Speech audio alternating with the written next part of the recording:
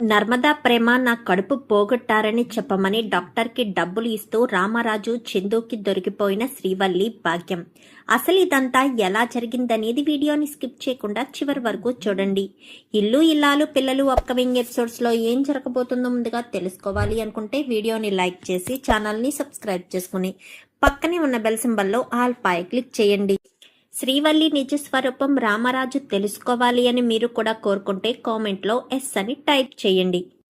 మొత్తం మీద చూసుకున్నట్లయితే గనక ఇంకా వల్లికి భజన ప్రోగ్రాం ఏర్పాటు చేసేసరికి ఇంకా వల్లిని ఇటు పక్కన దీన్ని కూడా అంటే సుక్కును కూడా తీసుకొస్తారు. ఇద్దరిని కూడా కూర్చోబెట్టి ఇంకా ఒకరికొకరు గంతలు కట్టుకుని కొట్టడం అంటే కర్ర తీసుకుని కొట్టడంతో ఏం చేస్తారంటే ఇక్కడ వల్లిని కొట్టడం మానేస్తారు. ఎందుకంటే తను కడుపుతో ఉంది కదా, సో వల్లిని కొట్టడం మానేసి సుక్కును కొడుతూ ఉంటారు. సుక్కును కొడుతూ ఉండేసరికి ఎందుకు నన్ను మాత్రమే కొడుతున్నారు, అయినా ఈవేళ కచేరీ వల్లికై అయితే నన్నెందుకు కొడుతున్నారు, ఎందుకంటే వల్లి యొక్క కడుపుతో ఉంది కదా అందుకనే నీకు కొడుతున్నాము అని చెప్పనేసరికి ఒక్కసారిగా ఎవరు వల్లినా, వల్లి కడుపుతో ఉందని అసలు ఎవరు చెప్పారు అంటూ మాట్లాడేసరికి ఏంటి వల్లి యొక్క కడుపుతో లేదా అని చెప్పనగానే అది లేదా అనగానే సుక్కు నేను కడుపుతో ఉన్నాను, అందుకే ఈ గానా బజానా నీకు ఏర్పాటు చేశారు, పద లోపలికి వెళ్దాం అని లోపలికి తీసుకువెళ్ళిపోతుంది. ఇంకా వీళ్ళిద్దరూ కూడా ఆలోచనలో పడతారు. అక్క నాకు పూర్తిగా అనుమానం మొదలైపోయిందక్క, వల్లి అక్క కడుపుతో లేదు అని క్లారిటీ మాత్రం వచ్చేసింది, తను కడుపుతో అయితే లేదు, క్లియర్గా తెలిసిపోతుంది అని చెప్పనేసరికి ఏంటి నువ్వు చెప్పేది నిజమా, అవునక్క అని చెప్పి ఇంకా ప్రేమ అనగానే నాకు ఎప్పటి నుంచో అనుమానం అయితే ఉంది, కానీ దాన్ని ఎలా బయటికి తీసుకురావాలో తెలియడం లేదు, ఈ సుక్కుని ఏమైనా అడిగితే పని అవుతుందంటావా అని చెప్పాను. కానీ సుక్కు కూడా చెప్పే అవకాశం ఉండదక్క, తను కూడా నిజాన్ని దాచిపెట్టేస్తుంది, అందుకే చెప్పదు అని చెప్పి మాట్లాడడంతో ఇప్పుడు మనం నిజం ఎలా తెలుసుకోవాలి, మరి సుక్కు ద్వారా నిజం తెలియనప్పుడు మనం ఏ రకంగా తెలుసుకోవాలి అనుకని ఖచ్చితంగా తెలుసుకోవాలి, ఏదో రకంగా మనం తెలుసుకుని తీరదాము అని చెప్పి సరే చాలా ఆలస్యం అయిపోయింది వెళ్ళి పడుకుందామని ఎవరికి వాళ్ళు వెళ్ళి నిద్రపోతారు. నిద్రపోయేసరికి మరుసటి రోజు ఉదయాన్నే చందు ఎప్పుడు వెళ్ళినట్టుగానే రైస్ మిల్కి వెళ్ళిపోతాడు. రైస్ మిల్కి వెళ్ళిపోవడంతో రామరాజు ఇంట్లోనే ఉంటాడు. ఇంట్లోనే ఉంటూ ఇంకా ఒక అతను ఫోన్ చేస్తాడు రామరాజుకి. ఫోన్ చేసేసరికి రామరాజు కాస్త బయటికి వెళ్తాడు. మీ మామయ్య బయటికి వెళ్ళారు, పద మనిద్దరం కలిసి మీ అమ్మ దగ్గరికి వెళ్దాం, రాత్రి జరిగిన విషయం చెప్దాం, వాళ్ళకి అనుమానం వచ్చింది అని చెప్పాలి, లేదంటే ఏదొకటి చెయ్యాలి, వాళ్ళు ఏదొకటి ప్లాన్ చేసి నీ కడుపులో బిడ్డ లేదు నువ్వు కడుపుతో లేవు అన్న విషయం ఖచ్చితంగా బయట పెట్టేసే పరిస్థితి వస్తుంది అని చెప్పాను. కానీ సరే అని ఇంకా ఇద్దరు కూడా వేదవతి కాస్త వంటగదిలో ఉండగా ఇద్దరు కూడా బయలుదేరి వాళ్ళ అమ్మ వాళ్ళ దగ్గరికి వెళ్ళిపోతారు. వెళ్ళిపోయేసరికి ఇంకా ఇంట్లో పట్టీల సౌండ్లతో నడుస్తూ ఉంటుంది. ఏంటే మీ ఇంట్లో దెయ్యం ఏమన్నా తిరుగుతుందా ఏంటి, పట్టీల సౌండ్లు తెగ గల్లు గల్లు అనిపిస్తున్నాయి అని చెప్పాను. కానీ అదే నాకు అర్థం కావట్లేదు అని కంగారుగానే లోపలికి వెళ్ళేసరికి ఇంకా భాగ్యం కాళ్ళకి పట్టీల సౌండ్ కనిపిస్తూ ఉంటుంది. ఏంటమ్మోయ్ నువ్వు పట్టీలు పెట్టుకున్నావు, ఎక్కడివి, పైగా వెండి పట్టీల్లా ఉన్నాయి అని చెప్పాను. కానీ అవును మీ నాన్న తీసుకొచ్చాడు అనేసరికి అంటే రైస్ మిల్లో దొంగతనం చేశారా అని చెప్పాను. కానీ అది అనగానే అమ్మడు అవకాశం ఉన్నప్పుడే చట్నీ ఉన్నప్పుడే ఇడ్లీలన్నీ అమ్మేసుకోవాలన్నట్టు అవకాశం ఉన్నప్పుడే ఆ రైస్ మిల్లులోంచి డబ్బులు తెచ్చుకోవాలి, నువ్వు కడుపుతో లేవన్న విషయం ఏదో ఒక రోజు బయటపడితే నిన్ను ఇంట్లోంచి బయటకు గెంటేస్తారు, నన్ను రైస్ మిల్లోంచి బయటకు నెట్టేస్తారు, అప్పుడు ఏం చేయాలి, అందుకే రాత్రి 20,000 నొక్కేసి మీ అమ్మకు కాళ్ళకి పట్టీలు కొనేశాను అని చెప్పాను. కానీ నాన్నోయ్ ఏం చేస్తున్నావు, నీకు అర్థమవుతుందా, అసలు ఇలాంటి పనులు చేయడం ఏంటమ్మా, నువ్వు కూడా నాన్నను ఎంకరేజ్ చేస్తున్నావా అని చెప్పాను. కానీ అది కాదే అమ్మడు, నేను తిట్టాను కొట్టాను, కానీ మీ నాన్న జీవితంలో ఎప్పుడూ నా కోసం ఏమీ కొనలేదు, ఇప్పుడు 20,000 దొంగతనం చేసి నాకు పట్టీలు తీసుకొచ్చాడు కదా, అందుకే నేను ఏమీ అనలేకపోయానమ్మడు అని చెప్పి మాట్లాడేసరికి, మీరు ఇలా 10,000కి 20,000కి కక్కుర్తి పడితే ఆ రైస్ మిల్లు మొత్తం సొంతం చేసుకుంటామని ఎలా చెప్పగలుగుతున్నారు? అది కాదు, వచ్చిన సమస్య గురించి చెప్పువల్లి. అవును, రాత్రి నర్మదకు ప్రేమకు నా గురించి పూర్తిగా డౌటింగ్ వచ్చేసింది. ఎందుకంటే నేను కడుపుతో లేనన్న విషయం పూర్తిగా డౌటింగ్ వచ్చేసిందమ్మా. మరి మీ ఆయనతో ఏదో చేయిస్తాను, ఇది మీ ఆయన్ని నిన్ను కలుపుతాను అంది అనగానే, మా ఆయన నేను కడుపుతో ఉన్నానని జాగ్రత్తగా చూసుకుంటున్నాడే తప్ప నన్ను ఏమీ దగ్గరికి తీసుకోవడం లేదు అని చెప్పనేసరికి, మరి ఇప్పుడు ఏం చేద్దామే అనగానే, ఏదోటి ప్లాన్ చెయ్యత్తా, నువ్వు తప్ప వేరే వాళ్ళు ఎవరూ ఏమీ ప్లాన్ చేయలేరు, మా బుర్రలకి ఏమీ తట్టడం లేదు అని చెప్పాను. కానీ సరే అయితే అమ్మడు పద, మన ఇద్దరం బయటికి వెళ్దామని చెప్పి ఇంకా ఇద్దరు బయటికి బయలుదేరతారు. ఇంకా రామరాజు బయట ఒక వ్యక్తిని కలవడానికి వెళ్ళాడు కదా, ఆ వ్యక్తితో మాట్లాడుతూ ఉంటాడు. ఏంటి రామరాజు గారు, రైస్ మిల్కి రావడం లేదంట? అవునండి, నాకు ఒంట్లో బాగోలేనప్పటి నుంచి నా పెద్ద కొడుకే చూసుకుంటున్నాడు. మా తిరుపతి కూడా ఉన్నాడు కదా, ఇద్దరూ చూసుకుంటున్నారు. నేను ఎప్పుడైనా ఏమన్నా అవసరం అనుకుంటేనే వెళ్తాను అని చెప్పాను. కానీ ఎందుకు రమ్మని ఫోన్ చేశారు? మా ఇంట్లో పెళ్ళుంది రామరాజు గారు, దానికి సంబంధించిన ధాన్యం బస్తాలన్నీ కూడా మీ దగ్గర నుంచే కావాలి. భారీ ఎత్తునే చేస్తున్నాము, ఎందుకంటే ముందు ఇద్దరు పిల్లల పెళ్ళిళ్ళు సరిగ్గా చేయలేదు. మూడోవాడి పెళ్ళైనా అంగరంగ వైభవంగా చేయాలని, ఊరందరినీ పిలిచి భోజనాలు పెట్టాలి అన్న ఉద్దేశంతోనే చాలా గ్రాండ్గానే ఏర్పాటు చేస్తున్నాము. దానికోసమని అవి ఇవి అన్నీ కావాలి కదా. బియ్యం అయితే మా రామరాజు గారి కొట్లోనే తీసుకుందామని చెప్పడంతో ఇంకా మీకు ఫోన్ చేశాను అనేసరికి, అయ్యో అంతకన్నా భాగ్యమా, సరే ఎన్ని కావాలి అనగానే, నాణ్యమైనవి కావాలండి, పాలిష్ అవి పెట్టి బిర్యానీకి ఇటు రైస్కి కూడా చాలా బాగుండాలి, చెడ్డ పేరు మాత్రం రాకూడదు అనగానే, నిలవ బత్తాలు ఉన్నాయి, అవి నేను మా పెద్దోడికి చెప్తాను, అవి వెయ్యమని. సరేనా, మీరు రైస్ మిల్ దగ్గరికి వెళ్ళిన తర్వాత నాకు ఒక్కసారి ఫోన్ చేయండి, నేను వాడితో మాట్లాడతాను అని చెప్పనేసరికి, ఈలోపు చందు కాస్త ఫోన్ చేస్తాడు. నాన్న ఎక్కడున్నావు అని చెప్పాను. కానీ ఏమైందిరా పెద్దోడా, ఎందుకు అంత కంగారు పడుతున్నావు? మన రైస్ మిల్లులో పనిచేసే వర్కరు కళ్ళు తిరిగి పడిపోయాడు నాన్న. ఆ పడిపోవడం అక్కడ ఒక రాయి ఉంటే రాయి మీద పడిపోయాడు. తలకు చాలా పెద్ద గాయమైంది, అందుకే హాస్పిటల్కి తీసుకువెళ్తున్నాం నాన్న, నువ్వు కూడా వచ్చేసేయని చెప్పాను. కానీ సరే పెద్దోడా, ఇప్పుడే బయలుదేరుతున్నాను అనగాని, ఏమైంది రామరాజు గారు, ఎందుకంత కంగారు పడుతున్నారు?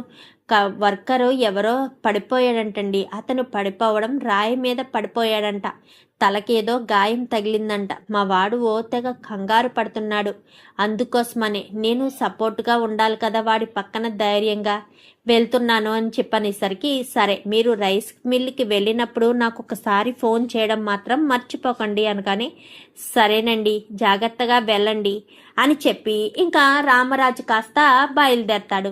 ఇటు చందు ఆ పేషెంట్ని తీసుకుని బయలుదేరతాడు. తిరుపతి ఏమో రైస్ మిల్లులోనే ఉంటాడు. ఇంకా అవి తల్లి కూతురు ఇద్దరు కూడా బయలుదేరారు కదా, ముగ్గురు కలిసి ఒకే హాస్పిటల్కి వస్తారు. ముగ్గురు కలిసి ఒకే హాస్పిటల్ కంటే ఈ ఆడవాళ్ళిద్దరూ కొంచెం లేటుగా వస్తారు. ఇంకా చందు వచ్చిన కొంతసేపటికి రామరాజు వస్తాడు. రామరాజు రావడంతో ఏమైందిరా పెద్దోడా అని. కానీ ఇలాంటి పరిస్థితి నాన్న, నాకు చాలా భయమేసింది, చాలా రక్తమే పోయింది అని చెప్పనేసరికి, నువ్వేమీ కంగారు పడకు, ఏం కాదు, డాక్టర్ గారికి చెప్పావాను కానీ ట్రీట్మెంట్ చేస్తున్నారు అనేసరికి, ఇంక ఈలోపు తల్లి కూతుర్లు ఇద్దరు కూడా వెళ్ళడం చందు చూస్తాడు. అదేంటి వల్లిని వాళ్ళమ్మ ఇంత కంగారుగా వెళ్తున్నారు, ఎక్కడికి వెళ్తున్నారు అనగానే, పద చూద్దామని ఇద్దరు కూడా వెళ్ళబోతూ ఉండగా ఈలోపు డాక్టర్ గారు పిలవడంతో వీళ్ళిద్దరు ఆగుతారు. ఆగిన వాళ్ళు డాక్టర్ గారితో మాట్లాడిన తర్వాత వెళ్తారు.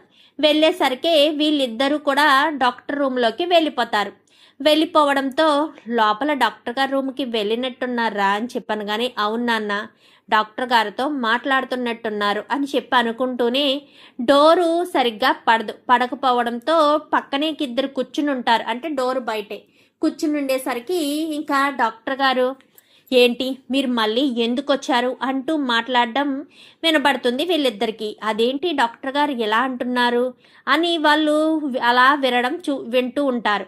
మళ్ళీ ఎందుకు వచ్చారు అనేసరికి డాక్టర్ మీరే మాకు సహాయం చేయాలి. నేనేం సహాయం చేయగలను?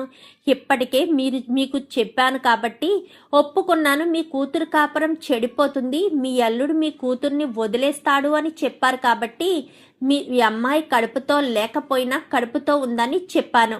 రెండోసారి మీ అమ్మాయి తన తోటి కోడళ్ళిద్దరినీ తీసుకుని వచ్చి మరీ కడుపుతో లేకపోయినా కడుపుతో ఉందని చెప్పమంటే ఎవరితో చేసిన స్కానింగ్ రిపోర్ట్ని కాస్త ఈ అమ్మాయికి ఇచ్చి పంపించాను. ఇప్పుడేం చేయాలి అనగానే, ఇప్పుడు ఇంకా కడుపు ఉందని నాటకం ఆడవలసిన అవసరం లేదు డాక్టర్, కడుపు పోయిందని నాటకం ఆడితే చాలు అని చెప్పనేసరికి ఏం మాట్లాడుతున్నావా అని చెప్పాను. కానీ రేపు నా కూతుర్ని కడుపు నొప్పి వస్తుంది అని చెప్పి నేను హాస్పిటల్కి తీసుకొస్తాను డాక్టర్. తీసుకొచ్చిన తర్వాత మీరు ఏదో చెక్ చేస్తున్నట్టు చెక్ చేసి ఏం తిన్నావమ్మా అని చెప్పాను. కానీ ఇలా నా తోటి కోడళ్ళు పెట్టింది తిన్నాను అనేసరికి అది తినడం వల్లే అబార్షన్ అయ్యింది అని చెప్పండి చాలు. అంటే వాళ్ళ వల్ల కడుపు పోయింది అని నమ్మించగలిగితే చాలు డాక్టర్, అంతకు మించి ఏం అవసరం లేదు అనగానే, ఏం మనుషులేమ్మా మీరు? ఎందుకు తప్పుల మీద తప్పులు చేస్తున్నారు? ఎందుకు మోసాలు చేయాలనుకుంటున్నారు? పాపం వాళ్ళిద్దరేమో ఈ అమ్మాయి కడుపుతో ఉందని జాగ్రత్తగా చూసుకోవాలని వాళ్ళు అనుకుంటున్నారు. ఈ అమ్మాయి కడుపు లేకపోయినా కడుపు ఉందని మీరు నాటకం ఆడి పైగా ఎలా చేయమని చెప్తున్నారా? ఒక అమాయకుల మీద నింద మోపమని చెప్తున్నారా? ఇది చాలా తప్పమ్మా, చాలా పాపం కూడా అనగానే, దీనికి ఎంతో కొంత డబ్బులు తీసుకోండి డాక్టర్, కావాలంటే ఇదిగోండి డబ్బులు తీసుకోండి అంటూ ఇంకా వీడు అప్పుడప్పుడు వెళ్ళి తీసుకొచ్చిన డబ్బులు ఒక 50,000 రూపాయలు ఉంటే ఆ డబ్బులు తీసుకుని వస్తుంది ఇటు భాగ్యం. అయితే ఆ డబ్బులు తీసుకోండి అని చెప్పి ఇంకా చేతిలో పెట్టడంతో, ఏంటమ్మా డబ్బులు కమ్ముడిపోయే మనిషిని అనుకున్నారా ఏంటి? నేను ఆ రోజు అబద్ధం చెప్పింది డబ్బులు కమ్ముడిపోయే కాదు, మీ కూతురు కాపురం చెడిపోతుంది, మీ అల్లుడు వదిలేస్తాడు అని అన్నందుకే నేను ఆ రోజు డబ్బులు గురించి ఆలోచించి కాదు నేను తీసుకున్నది. అప్పుడు మీరు మీ కూతురు కాపురం అన్నారని సరే అని చెప్పి ఎవరైనా ఆడపిల్ల జీవితం కాపాడాలి కదా, నేను చెప్పే అబద్ధం వల్ల తన జీవితం బాగుపడుతుంది కదా అన్న ఉద్దేశంతో ఆలోచించే నేను కావాలని అబద్ధం చెప్పానే కానీ వేరే ఉద్దేశం కానీ డబ్బు తీసుకునే ఆలోచన కానీ నాకు లేదు. దయచేసి ఇక్కడి నుంచి వెళ్ళండి. మళ్ళీ నా కంటి ముందుకు వస్తే నేనే మీ ఇల్లు వెతుక్కుని మరీ వచ్చి మీ ఇంట్లో వాళ్ళందరికీ కూడా పోసగుచ్చినట్టుగా ఈ 2 సార్లు జరిగిన విషయం, ఈ 3వసారి జరిగిన విషయం, మొత్తం అన్ని విషయాలు బయటికి పెట్టేస్తాను. తర్వాత మీ ఇష్టం అనగానే, అదేంటి డాక్టర్ కడుపుతో ఉంది అని చెప్తే మీకొచ్చే నష్టమేముంది? ఏం మాట్లాడతావమ్మా? కడుపుతో ఉందని చెప్తే నాకొచ్చే నష్టమేముంది అంటున్నావా? మీ ఇంట్లో వాళ్ళకి ఏదో అనుమానం వచ్చి వేరే డాక్టర్ దగ్గరికి తీసుకువెళ్తే ఆ డాక్టర్ చెక్ చేసి తను కడుపుతో లేదు అన్న విషయం చెప్తే, అసలు నువ్వు కడుపుతో ఉన్నావని ఎవరు చెప్పారమ్మా అంటూ ఆరాలు తీయడం మొదలు పెడితే, నేనే చెప్పాను అన్న విషయం బయటకు వస్తుంది. అప్పుడు నేనే అబద్ధం చెప్పిన దానిలా ఉంటుంది కదా. అసలు నాకెందుకమ్మా ఇవన్నీను? ఆ రోజు నువ్వు కాళ్ళు పట్టుకుని బ్రతిమలాడడం వల్లే నేను అబద్ధం చెప్పానే తప్ప నువ్వు కడుపుతో లేవు అన్న విషయం ఆ రోజే బట్టబయలు చేసేస్తే సరిపోయేది. పోనీ అప్పుడు కాదు, తర్వాత తన తోటి కోడళ్ళు వచ్చినప్పుడు చెప్పినా సరిపోయేది. ఆ రోజు బ్రతిమలాడింది, ఈ రోజు వచ్చి డబ్బులు ఇస్తాను, మా తోటి కోడళ్ళు పెట్టిన ఫుడ్ వల్లే నాకు అబార్షన్ జరిగింది అన్న విషయం బయట పెట్టమని మీరు అలా ఎలా చెప్పగలుగుతున్నారమ్మా అని చెప్పి మాట్లాడుతూ ఉండగా వీళ్ళ ముగ్గురు సంభాషణ అయితే బయట ఉన్న రామరాజు చందు అయితే వింటారు. ఒక్కసారిగా షాక్ అయిపోతారు. ఇదేంట్రా పెద్దోడా అనగానే, అదే నాకు అర్థం కావట్లేదు నాన్న. అంటే ఇన్ని రోజులు వల్లి కడుపుతో లేదా, కడుపుతో ఉందని మనల్ని నమ్మించారా, మనల్ని మోసం చేశారా అని చెప్పనేసరికి అదే నాకు అర్థం కావట్లేదు అని చెప్పనేసరికి ఈలోపు వేరే డాక్టర్ వచ్చి పిలవడంతో వీళ్ళిద్దరూ కూడా అక్కడి నుంచి వచ్చేస్తారు. ఇంకా పేషెంట్ని, అంటే తలకు దెబ్బ తగిలిన పేషెంట్ని తీసుకుని ఇంటికి వెళ్ళిపోతారు. ఇంకా తల్లి కూతుళ్ళిద్దరూ డాక్టర్ని బ్రతిమలాడి మొత్తానికైతే ఈ ఒక్కసారికే అని చెప్పి ఒప్పించి మరీ, అమ్మ వల్లి నువ్వు ఇంటికి వెళ్ళు, రేపు మనం అనుకున్న ప్లాన్ ప్రకారం చేస్తే ఖచ్చితంగా మనం అనుకున్నది జరుగుతుంది, ఇక మీదట నువ్వు కడుపుతో ఉందని నాటకం ఆడవలసిన అవసరం లేదు అంటూ ఇంకా భాగ్యం చెప్పడంతోటే సర్లే అని ఇంకా ఇంటికి వచ్చేస్తారు సుక్కుని ఇటు భాగ్యం వల్లి అయితే ఇంటికి వచ్చేసేసరికి రామరాజు హాల్లోనే కూర్చుని ఉంటాడు. తన వీల్ చైర్ ఉంటుంది కదా, వుడ్ చైర్లో కూర్చుని ఉంటాడు. కూర్చునేసరికి ఎక్కడికి వెళ్ళారమ్మా వల్లి అని చెప్పాను. కానీ అది అది మామయ్య గారండి, నేను మా అమ్మ వాళ్ళ ఇంటికి వెళ్ళాను మామయ్య గారండి అనగానే, వెళ్ళేటప్పుడు మీ అత్తగారికి కూడా చెప్పలేదంట, నువ్వు ఎటు వెళ్ళావో కూడా చెప్పలేదంట మీ అత్తగారికి. మరి ఏదో ఒక విషయం చెప్పాలి కదా, చెప్పకుండా ఉండడం ఏంటమ్మా అని చెప్పనేసరికి, అది నేను కావాలని వెళ్ళలేదు మామయ్య గారు, కావాలని వెళ్ళలేదు, నార్మల్గానే వెళ్ళాను అని చెప్పాను. కానీ నువ్వు ఎలా వెళ్తే ఏంటమ్మా, నువ్వు భాగ్యం కూతురువే అనుకుంటున్నావా నీకు ఇష్టం వచ్చినట్టు తిరగడానికి? నువ్వు ఈ రామరాజు కోడలివి అన్న విషయం మర్చిపోయావా ఏంటి అంటూ రామరాజు నిలదీసేసరికి, అది మా అమ్మని మా నాన్నని చూడాలనిపించింది అని చెప్పాను. కానీ అవునా, మీ అమ్మని మీ నాన్నని చూడాలనిపించి వెళ్తే మరి నువ్వు పలానా హాస్పిటల్లో కనిపించావని నాకు తెలిసిన వాళ్ళు చెప్పారమ్మా. మీ కోడలు ఒకతే వచ్చిందేంటి, వాళ్ళ అమ్మని తీసుకుని రామరాజు గారు కడుపుతో ఉందని చెప్పారు కదా, మీరు కదా హాస్పిటల్కి తీసుకువెళ్ళాలి, వాళ్ళు తీసుకువెళ్లారేంటి హాస్పిటల్కి అని తెలిసిన వాళ్ళు అడిగారమ్మా నన్ను. నువ్వు మీ అమ్మని తీసుకుని హాస్పిటల్కి వెళ్ళావా? వాళ్ళే పేదరికంతో బాధపడుతూ ఉన్నారు, మరి వాళ్ళని హాస్పిటల్కి తీసుకెళ్ళమని ఇబ్బంది పెట్టడం ఏంటమ్మా? నన్ను తీసుకువెళ్ళమంటే నేనో లేకపోతే చందుయో ఎవరొకరు తీసుకువెళ్ళేవారు కదా. పైగా నర్మదా ప్రేమ కూడా ఉన్నారు, వాళ్ళైనా నిన్ను హాస్పిటల్కి తీసుకువెళ్ళి చూపించేవారు కదా. మరి మీ అమ్మ దగ్గరికి వెళ్ళి మరి మీ అమ్మనే హాస్పిటల్కి తీసుకువెళ్ళమని చెప్పడం ఏంటమ్మా అని చెప్పి అంటూ ఉండగానే, అది మామయ్య గారండి, మా అమ్మ దగ్గరికి వెళ్ళేసరికి మా అమ్మే హాస్పిటల్కి తీసుకువెళ్తానని చెప్పిందండి, చెప్పవే సుక్కు అనగానే, అవునండి అవును పెద్దనాన్న గారు అని చెప్పి పక్క నుంచి ఇంకా వత్తాసు పలుకుతూ ఉంటుంది సుక్కు. అయితే ఇంకా వల్లి అయితే పదని లోపలికి వెళ్ళిపోతారు. ఏమైందండి అని చెప్పాను. కానీ ఏమీ లేదు బుజ్జమ్మ, రేపు చెప్తాను ఏమైందో అని చెప్పనేసరికి, రేపు చెప్పడం ఏంటండి అనగానే, రేపు ఒక నాటకం జరగబోతుంది, ఆ నాటకం జరిగేటప్పుడు తెరకెక్కించాలి కదా, నీకు అప్పుడే అసలు విషయం బయట పెడతానులే అని చెప్పనేసరికి, ఏంటండి మీరు ఏమంటున్నారు, నాకేమీ అర్థం కావట్లేదు అని చెప్పాను. కానీ రేపు తెలుస్తుందిలే బుజ్జమ్మ, నువ్వెందుకంత కంగారు పడతావు, అసలు విషయం రేపు రివీల్ చేస్తాను అని చెప్పి ఇంకా రామరాజు కాస్త వెళ్ళిపోతాడు. వెళ్ళిపోయేసరికి మరుసటి రోజు ఉదయాన్నే, అన్నయ్య గారు రాత్రి నాకు కలలోకి వచ్చారు, మీ ఆరోగ్యం బాగుందా అన్నయ్య గారు అనుకుంటూ పొద్దుటే భాగ్యం వచ్చేస్తుంది. వచ్చేసేసరికి, ఓహో డ్రామాకు తెర దించడానికి వచ్చారనమాట.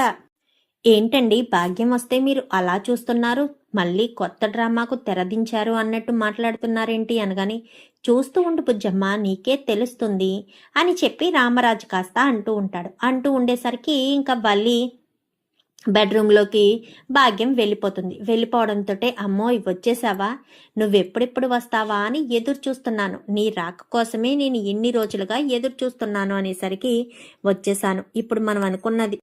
ఇంకా మాట్లాడుకుంటూ ఉండగానే వీళ్ళంతా ఇలా మాట్లాడుకుంటూ ఉంటారు.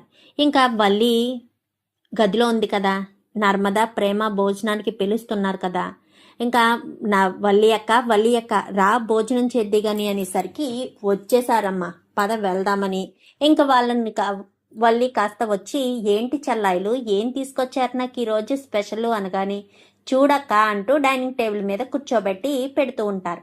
పెడుతూ ఉండేసరికి అవి తింటూ ఉండగానే ఒక్కసారిగా కడుపు నొప్పి అంటూ ఇంకా గిలగిలా కొట్టేసుకుంటుంది. ఏమైంది అమ్మడు, ఏమైంది, కడుపు నొప్పి రావడం ఏంటి, ఈ పచ్చి కూరగాయలు తినడం వల్ల వచ్చిందా లేక ఇందులో ఏదైనా కలపడం వల్ల వచ్చిందా అని చెప్పి ఇంకా భాగ్యం అందుకుంటుంది.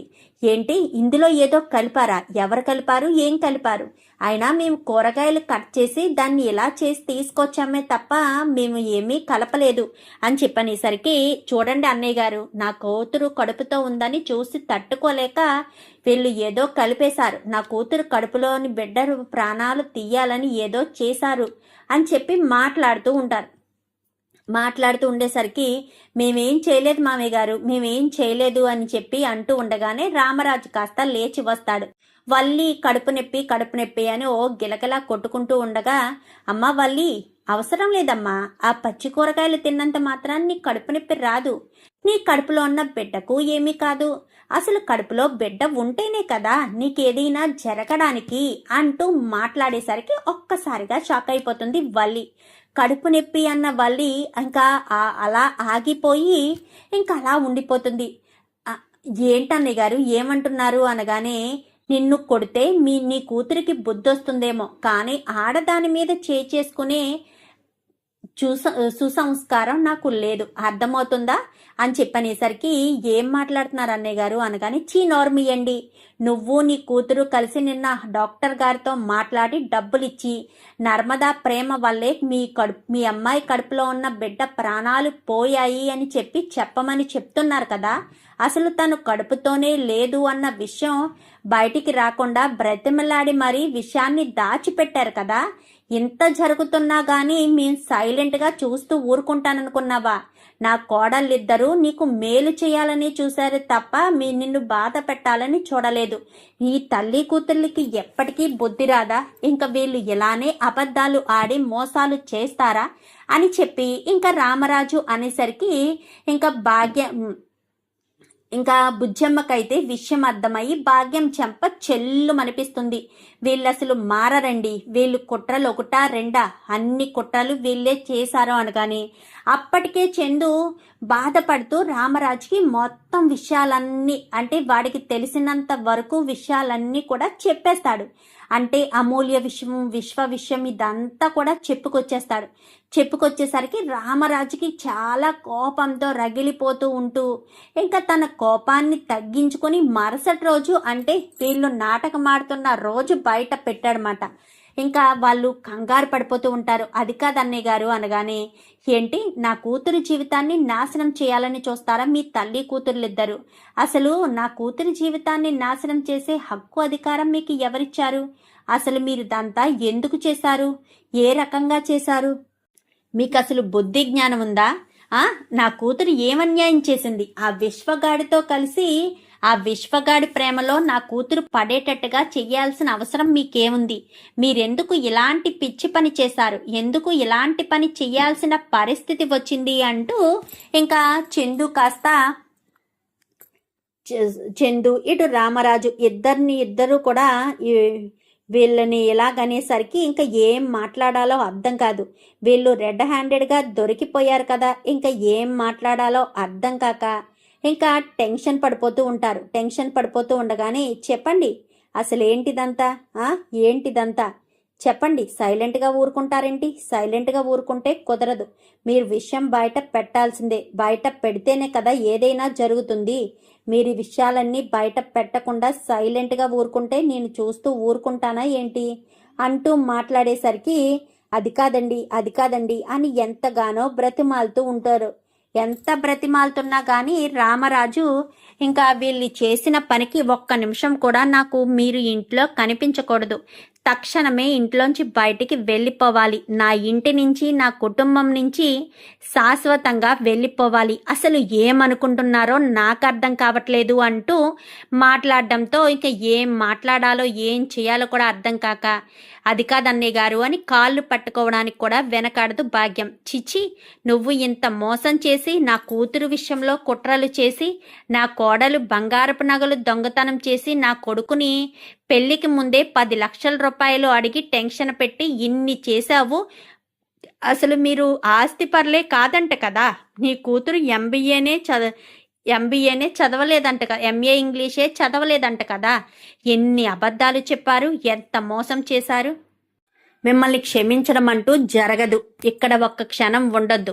మీరింకా ఇక్కడే ఉన్నారు అంటే ఆ విశ్వగాడికి పట్టిన గతే మీకు కూడా పడుతుంది.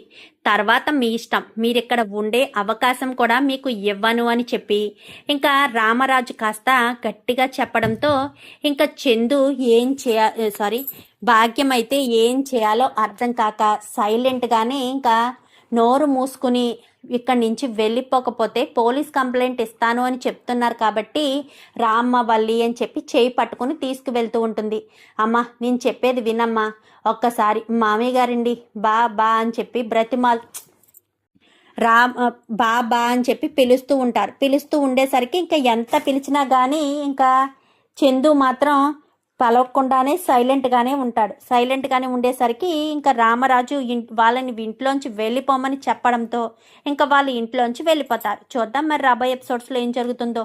వీడియో నచ్చితే లైక్ చేసి ఛానల్ని సబ్స్క్రైబ్ చేసుకుని పక్కనే ఉన్న బెల్ సింబల్లో ఆల్ పై క్లిక్ చేయండి. Thank you for watching.